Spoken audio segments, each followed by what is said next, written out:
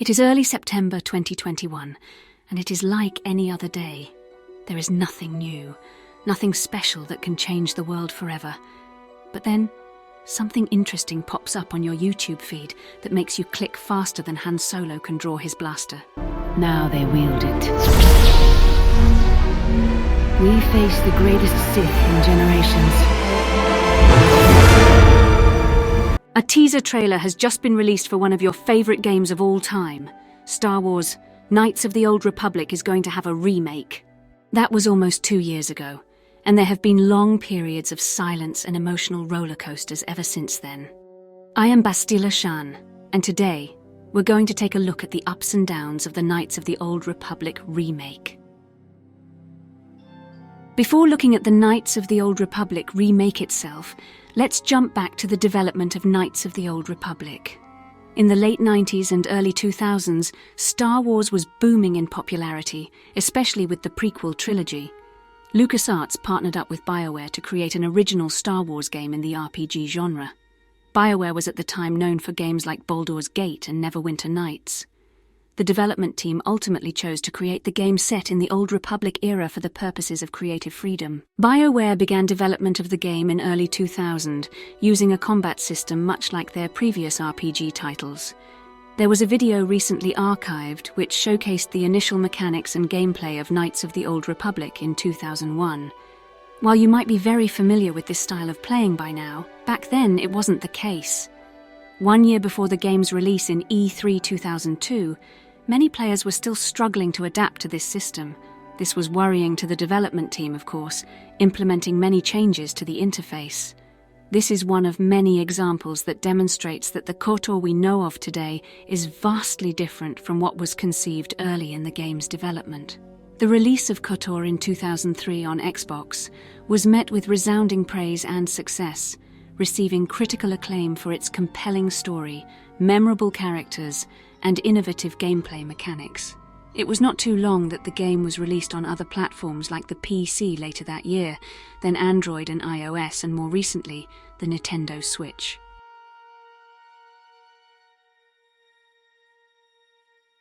With so much success with the first title, it was no surprise that both corporate and consumer were eager for a sequel to the game.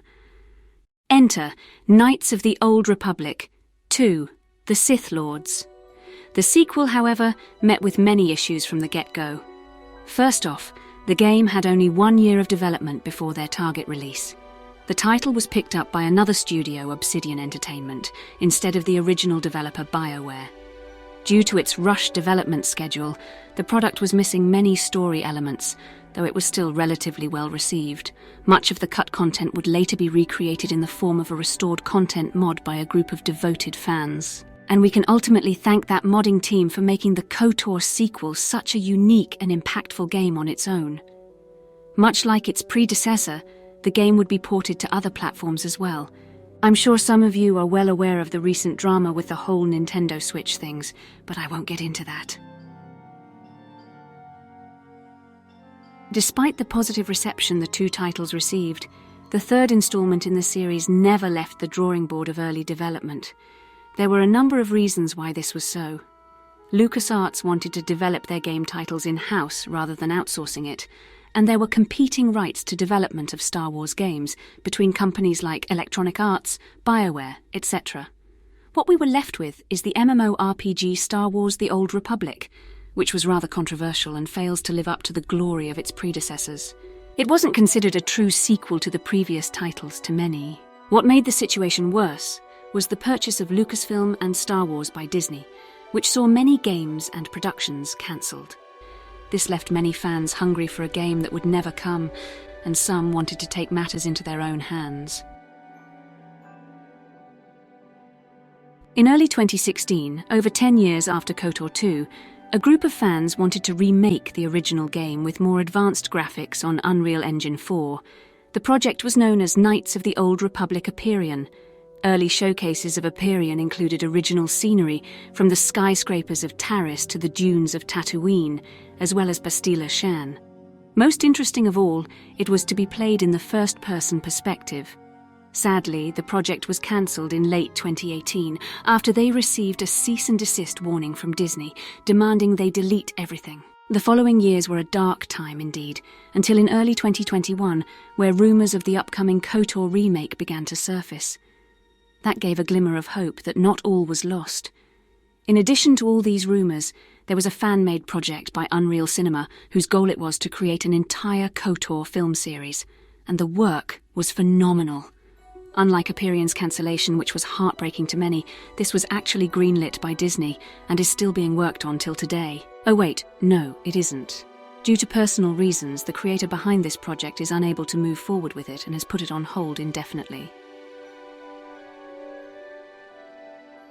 And now, we finally get to September 2021, where the short teaser trailer was released, and the comments section was booming with joy. The game was to be developed for the PS5 by Aspyr Media, which was the developer responsible for the porting of KOTOR 1 and 2 to mobile platforms and remastering Star Wars, Republic Commando on Switch and PS4. We won't hear much from them in the coming months until July 2022, where it was reported that development of the remake was on hold after the layoff of some key positions in the development team. Everyone was pretty heartbroken at this point, with so many things going sideways.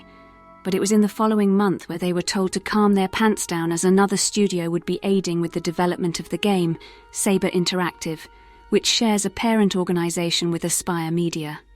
And again, a long period of silence, until finally in May 2023, just over 2 months ago, when it was confirmed by the CEO of Embracer Group, the parent organisation of Aspyr Media, that the development of the game is still ongoing. But wait, Embracer Group had a somewhat financial shake-up where they were planning to change their business model. So yet again, more concerns. But we'll see how that plays out. And that's all the news we have, as of late July 2023. We can only hope that things from here on out go smoothly, and we can see more progress in the remake of this classic that we so love, free from all the corporate drama. Thanks for watching, and may the Force be with you.